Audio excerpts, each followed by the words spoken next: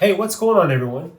My name's Tim with Dad's Board Woodworking. The other day I was at my son's house. He was cutting up some meat on a cutting board that I made for him, no juice group, and juice was running all off the board onto his countertops. And I told myself, I've got to start adding juice grooves to my board. So today I'm going to make a jig, and I'm going to walk you through the process of how to make one.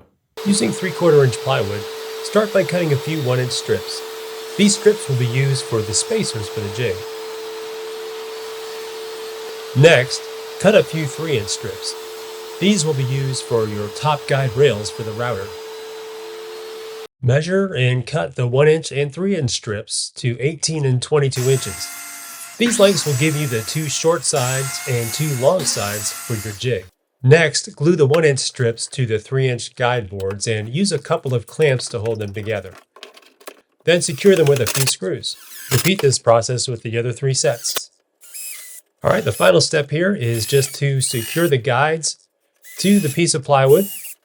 I drilled a few pilot holes here and then secured them with a few 1.25 inch drywall screws. And that's it!